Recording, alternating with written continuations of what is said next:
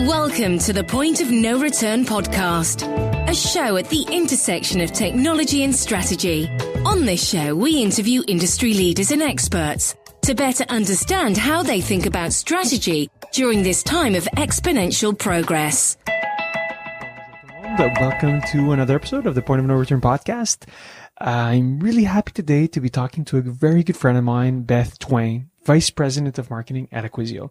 So a bit of a confession. I've been hounding and pestering Beth for a few months to get on the show, cause A, she's brilliant, and B, she's a very good friend. So I thought we'd have a really good chat.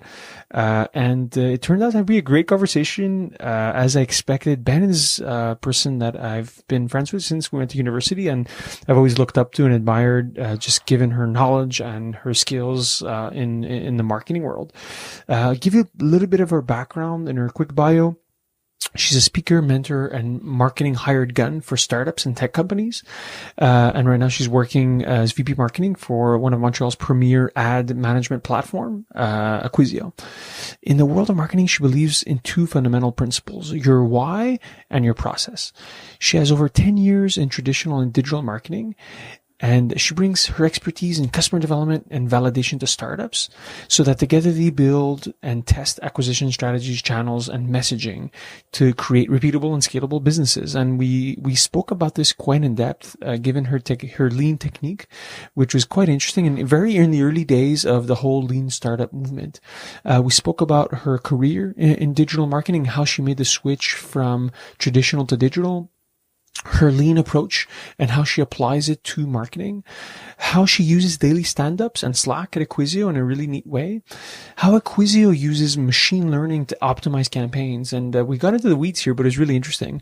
And then really good and personal conversation about her experience with sexual harassment in the tech industry, which was also highlighted recently in an online article. Like I said, Beth's a good friend, and it was a good excuse to catch up with her.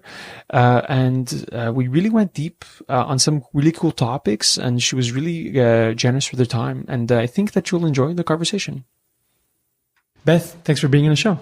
Hi, Nectar. It's a real pleasure to have you on. I think this podcast is kind of an excuse to invite my friends to catch up. I miss you, Nectar. And I really appreciate you. Obviously, I know that you just came off a flight and you're a little tired, but we're going to give you more caffeine. Okay, let's power through. We're going to power through. Do it. I guess the first question, I should know this since we did go to university together, is why marketing? Why'd you start in marketing? I wanted to do psychology. Oh, okay. I didn't know that. I was a psych, a history, and then I think that the psychology and consumerism is just extremely interesting, and then business as well. Making money is something that drives me. I'm not rich yet, but that's really what marketing is all about. Yeah. So consumers, and then driving revenue for whomever you're working for, or yourself or a company. Yeah. So is that what's been the kind of like the guiding light for like 15 years now that you're in the space, right? Like, I'm guessing you're not bored. You're still in it. You're still super active. Yeah. Why is the passion still there? So that's a really interesting question, because it's all about personal growth. So the moment you hit a milestone in your career, you kind of shift gears and you go to the next gear. And every time I've shifted gears in my, 15 years now of working, it's fun. It's a challenge. It's a new leash on your professional life, every few years. And so the farther that we go as marketers, the more we realize that we don't know. But we can help other people guide, and we do more strategy, and then we have bigger results and we have a bigger impact. And I think that at the end of the day, no matter what you do, whether you're a nurse or a marketer or a banker, we all want to have an impact somehow in our lives with what we do in our personal, professional ways. Yeah, that's a good response. Mm-hmm. And I feel also it's tied to a lot to particularly the space you play in of this having to constantly learn, right? You mentioned reinvention. It's kind of a key piece. And considering how far, back we know each other and having seen how the early days of digital, I guess my question then would be is how did you make the jump into the digital space? Because you started as a traditional marketer, right? You were doing wine and manufacturing, right? That's true. Yeah. So I think out of university, We just jump on jobs that come our way, right? Because we're so nervous about not being employed. And we're eager to learn, and every opportunity sounds interesting. And so, I had a very good time, working in manufacturing, and I worked in the wine industry, and then I worked in the bathtub industry for 5 years. And, how did I make the jump? I was on maternity leave and, Karim Boulos, a buddy who was doing his MBA at Concordia when you and I were at Concordia doing our undergrads, we stayed friends, and he offered me a gig at a startup. And I thought it was a great transition to make after, having been off for a year. I was looking for something new. I was looking for a breath of fresh air. And digital is just interesting. So after doing traditional marketing where you're doing, POPs and posters for retail spaces, and you're doing P&Ls on products, doing social media and writing, and it just felt more creative. So I wanted to learn all about it, and that's how I made that jump. It's very interesting, yeah. And I guess you've not looked back since, right? You kind of stayed in the space. Oh, totally. I'm addicted. Yeah. Oh, there's no way I would leave from digital now. Yeah. I want to go back to that transition period because I feel it is one where you rapidly came on the scene and were considered an expert during that time. Mm-hmm. And so you learned a lot about lean manufacturing, if I recall, when you were at Max. Mm-hmm.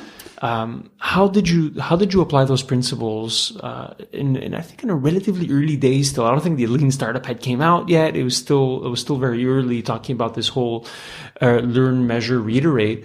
How did you come up with that? Was it like a deliberate choice or? Okay, so Max is the bathtub company where I worked, and yes, so there we were schooled on lean manufacturing. The Japanese pioneered this in the 80s. And we learned about how to cut waste and be more efficient.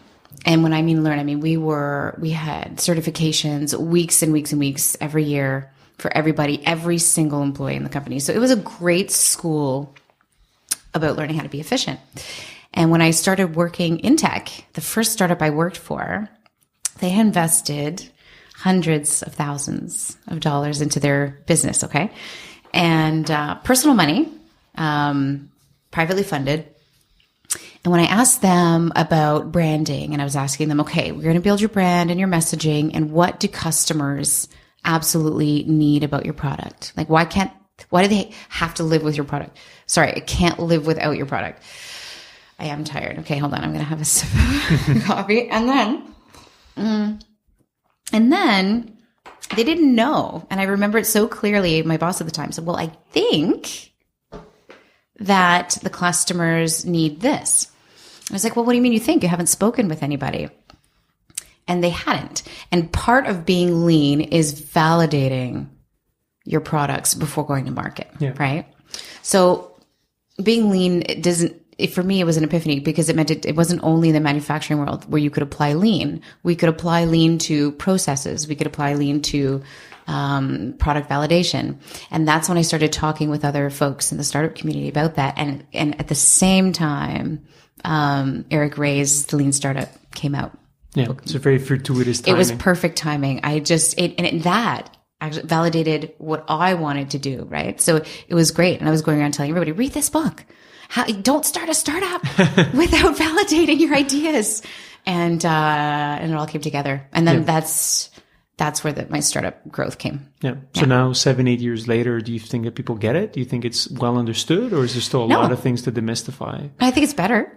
It's much better because there's more resources out there, especially Montreal, right? 7-8 years ago, we just didn't have the community and the resources that we have today. So for folks, entrepreneurs who are wanting to get into this world, they're actually informing themselves and educating themselves. That said, there's still a resistance to going out and doing it if somebody has never done it before. So, today I mentor with the Founder Institute, and these guys have, passed the digital, the Founder DNA test. they've made it into the program, and they're such smart people with great ideas. And it's still hard for them to go out and validate their products. Why is that? Why do you think there's that resistance? Like, I imagine there's more of an engineering mentality for a tech startup. Yeah, but they're not all engineers, right? Some of them are business folks. Some of them are finance folks. Some of them are hairdressers or designers, or they just want to build a business. It's intimidating to go out there and face the reality that it's possible. The problem you're trying to solve, or that vitamin that you're trying to, feed people, isn't going to yield what you hoped it would. Yeah. And that's what validation is. Yeah. So unfortunately, you have to do that so that you can pivot, iterate, and find your way. Yeah. There's a process. Dan Martell, I heard him at a talk once. It was called Grow Talks. And he said, a monkey can do a startup. Like, anybody can have a startup. It's just a process. Follow it. Yeah. Yeah. So now, fast forward, you're now vice president of marketing at Acquisio, taking off massive responsibility, helping grow the company, recent acquisition. How have you applied these principles in your current job? Oh God, all the time, every day. So, for example, let's say there's a project that's been sitting in our backlog, but we know that we really have to do it. We'll do a mini hackathon. I will get everybody I need in a room or on standby, and we'll hack something out. And it's marketing. It's not dev, right? But we apply startup principles in-house to run that. We run sprints in our marketing team. We run daily scrums on Slack, actually. We don't do stand-ups in person. We all take 3 minutes and we communicate on Slack our scrum. Wow. Yeah, That's it's fun. Cool. It's fun. There's a few items. So everybody writes their milestone. So which OKR are we running towards today? Tasks, what we're doing today.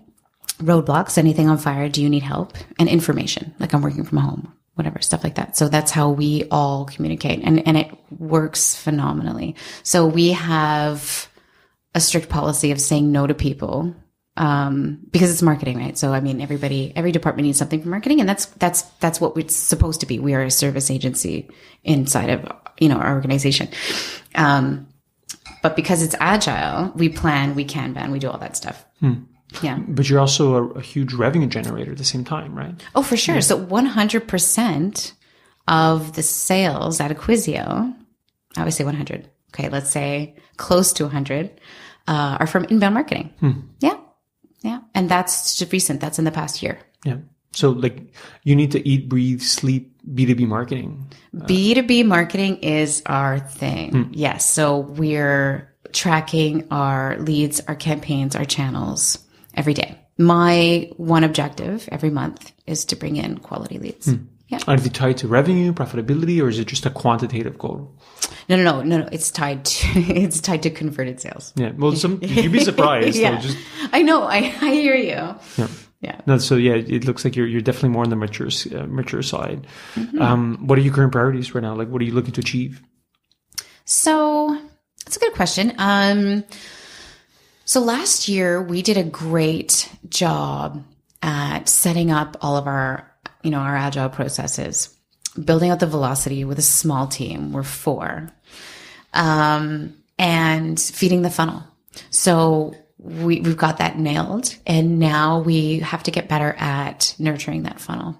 So we have an amazing sales team at Acquisio, and so right now it's this inbound lead to telesales flow, where I want to convert more of those leads at the end of the funnel with more marketing.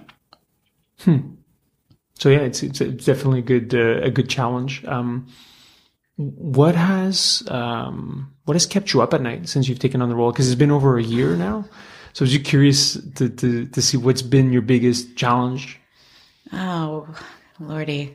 Where to spend the money? Because there's not an infinite amount of money.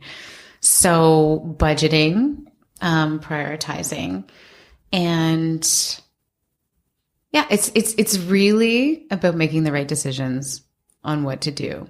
And I'll say this. when you're not set up, when your data and your analytics tracking, all that fun jazz is not set up properly, then there's no way you can move the needle. Yeah. Right. Because then for sure you're flying blind. So you have no idea where you should spend your money. Like, should we spend more on Facebook this month, or AdWords, or Bing, or how did this event do versus another event? Your channels. I mean, all of it. Yeah. Right? But I imagine that you must have a closed loop now, right? So from dollar spent down to we still have work to do. Yes, we're better, but we still have work to do, because there's so many tools out there, right? There's data in every platform that you use, like vendor fatigue. And then building out all of these integrations and beautiful reporting isn't like, there's no snap of your fingers to make that happen. And I have asked around every marketer I ask, I'm like, how do you do your reporting? Tell me. So do you guys eat your own dog food? Like, how much do you rely on Acquisio internally? Oh, yes. No, 100%. 100%. Yeah. Yes. So, for sure. So Acquisio's bread and butter is our machine learning, right? Machine learning being that there's algorithms that place your bids within a confined budget, and they move your money around. So the machine ingests all of this data, and minute by minute, it's saying, okay, we're going to get the best conversion for your advertising dollars here, here, here. And so what it does is it alleviates any kind of campaign management where they don't. So let's say a campaign manager spends their morning looking at the bids, and then looking at the budgets, and then they'll look at their keywords, and then they'll think about copy. They'll think about landing pages. They think about all of these ways that they can optimize campaigns, right? So what Acquisio does is it alleviates the campaign management work when it comes to optimizing your bids and your budgets. So the machine does that. And then as a campaign manager, you can go and do all of your creative stuff. Now, what's a sweet spot? Is there like a certain number of campaigns, keywords, or ad spend? Because I imagine that the algorithm gets better the more data that you have, right? So if I'm let's say a bike shop and I'm spending $500 a month on AdWords, is that the ideal use case, or do I need to be, let's say, a slightly bigger company that's spending $5,000 a month? Right. What would you think, Nectar, coming from Google? I imagine. I'm curious. I would imagine the larger. Well, I'm also an ex-client, so I know the platform works. But to be fair, it's almost 10 years. So I know that the products evolved a lot, right? Like even the term machine learning wasn't even used back then. They didn't have machine learning 10 years ago. So that's it. No. It was just really used much more for reporting, campaign management. So I can't speak to it today in today's version, right? Okay. But I would guess, if you had forced me to guess, I guess for that's actually good, because I'm leaning to actually both make sense, right? Because you have enough customers that you might have enough pattern recognition for the small businesses to be able to give them good insights. But if you have a client distribution that's slightly bigger accounts, then it makes sense also, right? So I'm kind of on the fence on this one. I'm giving you my poker face. Yeah. So the answer is, Acquisio is great at optimizing regardless of budget. However, it does the best optimization on the tiny budgets, $500 to $2,000 a month. And why is that? It's because there's the most opportunity for them. So at the little budgets, what happens is if you're mismanaging your money, your $500 goes like that. Yeah. Right. So what happens is people, they'll often spend before their month is over. So their pacing is too fast. Or they're just bidding on the wrong, whatever it is, keywords, campaigns, platforms. And then the budget's gone. Yeah. So by placing the right bids, we extend the budgets to the full month. So the pacing is better. Budget attainment is better, and more conversions. So on average, we took all of our data. This is really fun when we talk about marketing and content. Okay. And building content that matters, because people want to give a fuck. Like if you're going to put anything out there, make it matter. Otherwise you're wasting people's time. So, my content director and I, Chandal, we just love building out data stories. So we went to our data scientist, and he pulled everything since 2015. And then we compared similar budgets spent on accounts that are using the machine learning and those that are not. And what we saw was more than half of all of these accounts had a 22% better conversion with machine learning. Okay. So that alone is the proof. And you know what else is interesting is that the average was 70% increase. Wow. Yes. So then my data scientist, it's fun arguing with data scientists because, they're just very accurate, as they should be. Like, this is his job. And he's like, look, you can't use an average, an average is a lie, right? You're giving this misconception. You're leading expectations that folks are going to just skyrocket with conversion rates.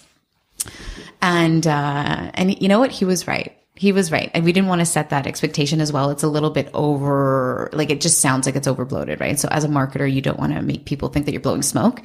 Whereas a median is truth. The odds are in your favor. Yeah. So those are the stories that we like to tell. Yeah.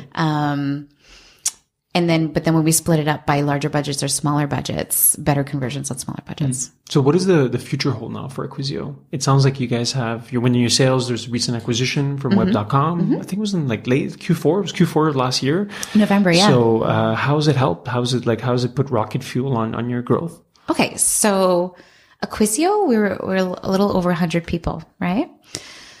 Web.com is publicly traded.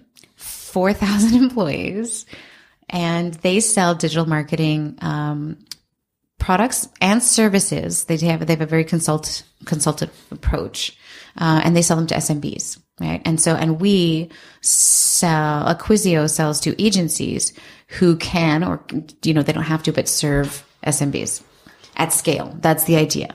Like the Yellow Pages group, right? So they serve little guys at scale. And they use us to help them facilitate that. So, how's the impact? Okay. So the impact is, I think there's always a transition period, right? When you're being bought, and there's changes that come.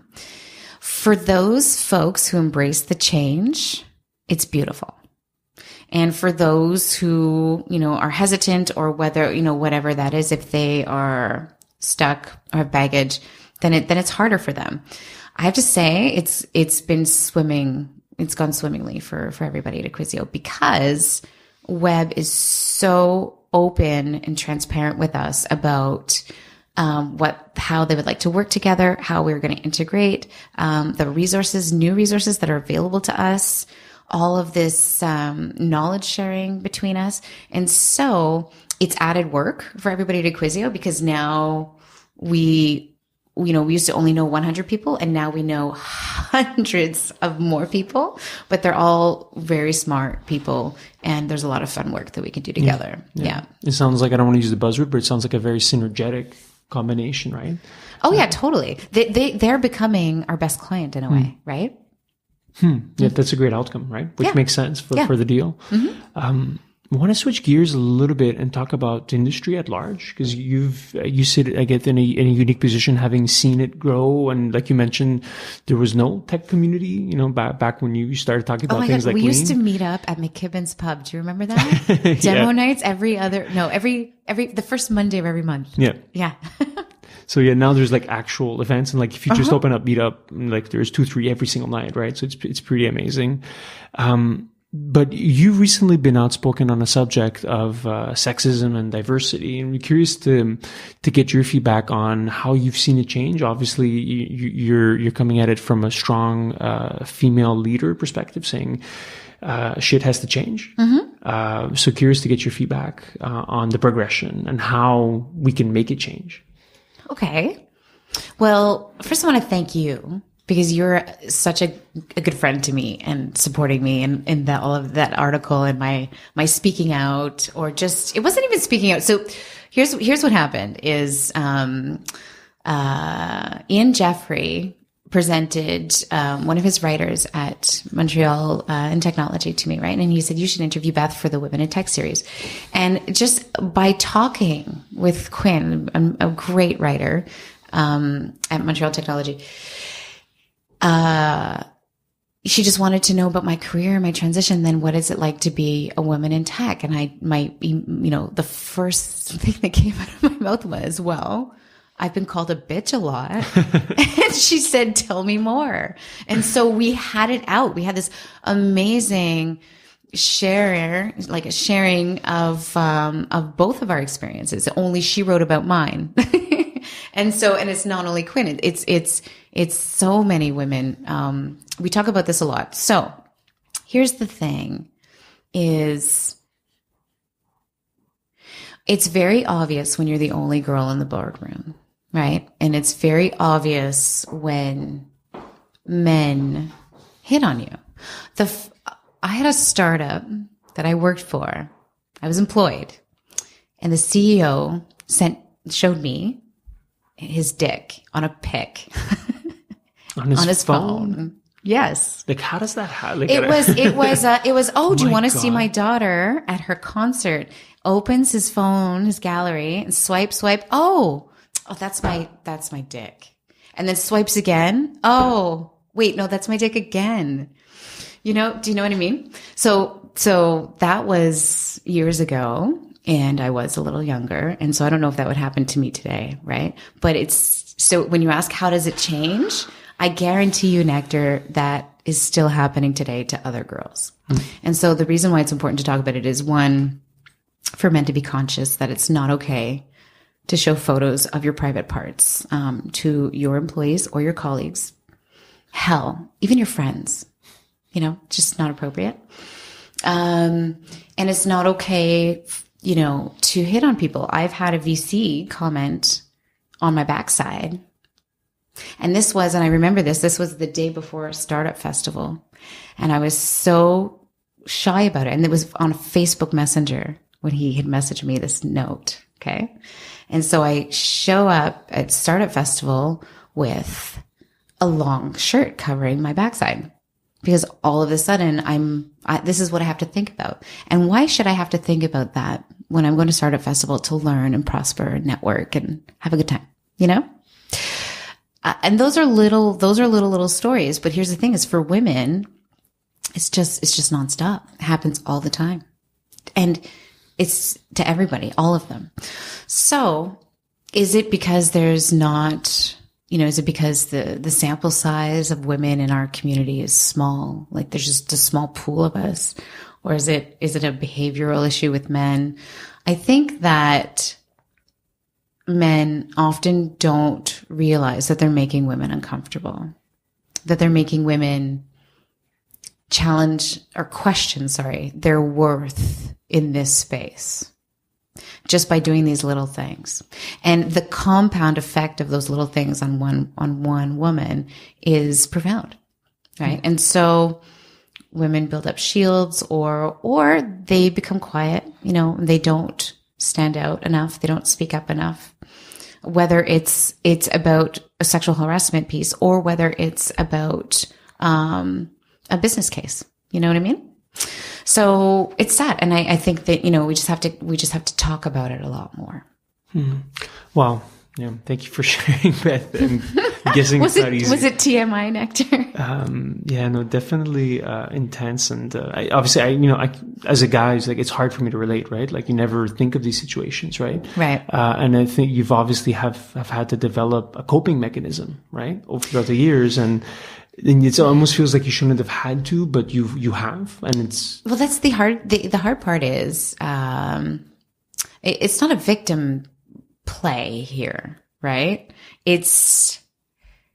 I'm sure you have other stresses that you go through every day, right? That are different from these. It's just an unnecessary stress. Yeah.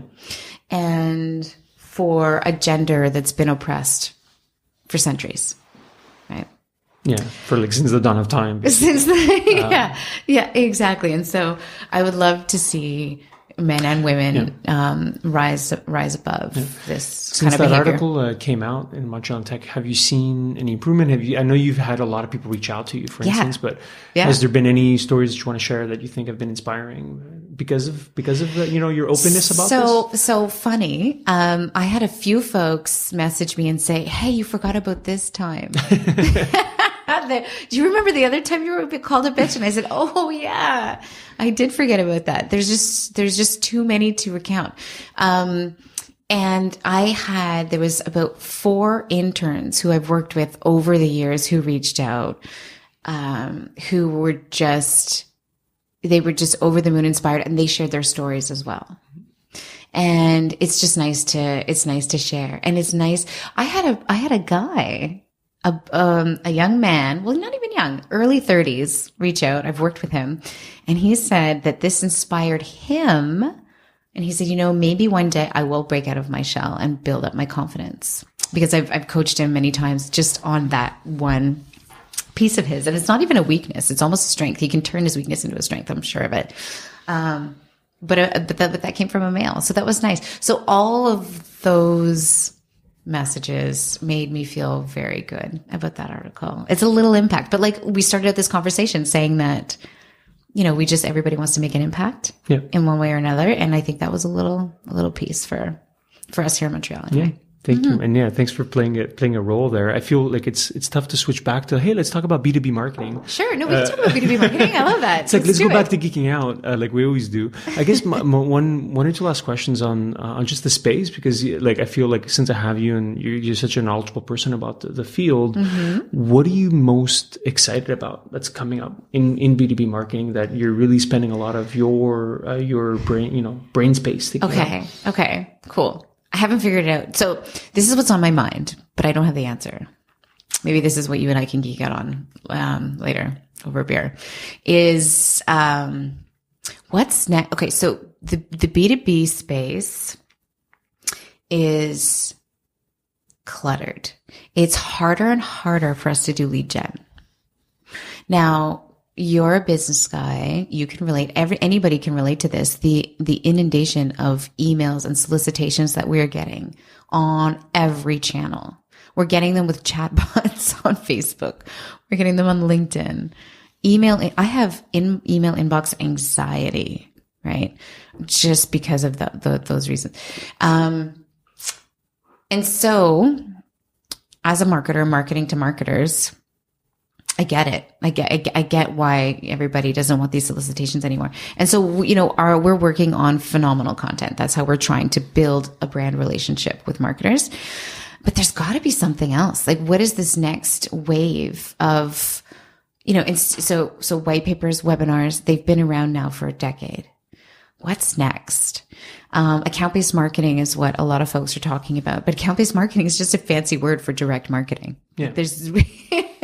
I love how our industry does that. Like, we just put labels on stuff and say it's a new buzzword for something that's been around. Exactly. Like content marketing. Content marketing is just advertising with writing, with words. It's anyway. So that's what's on my mind. And then in terms of, the space changing, there's AI, right? So we're in the thick of this, like, data privacy and AI elevating everything that we want to do, and taking over a lot of what marketers do today, which will alleviate marketers from doing menial grunt work stuff, and let us, focus and get more creative about doing insane marketing stuff.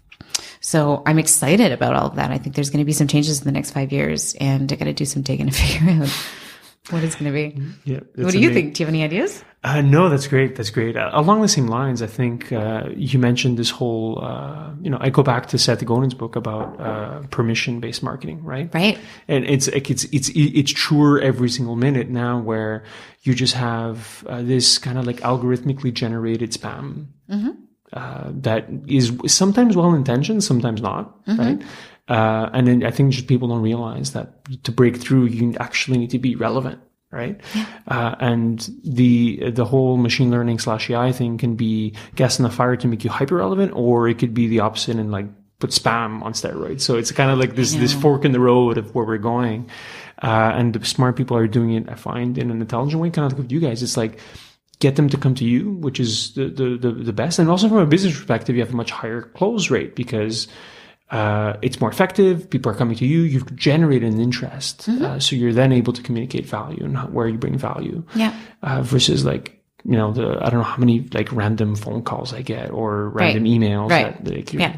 And how do you be relevant in somebody's marketing stack? So like we were talking before about vendor fatigue. Yeah.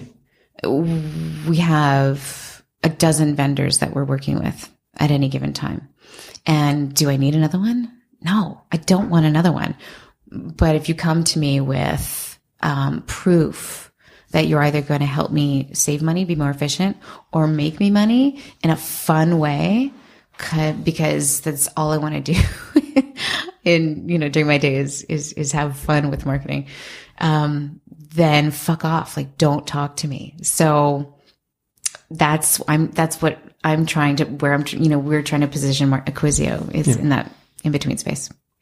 Beth, this has been a blast. Yeah. Thank you so much. I guess one last question. Where can people find out more about you or Acquisio? Sure.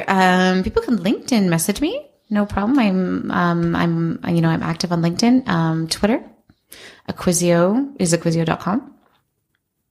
Yeah. Thank you, Nectar. Cool. Thank you so much, Beth. Thank you for listening to the Point of No Return podcast. Never miss an episode by clicking on the subscribe button on iTunes or Google Play.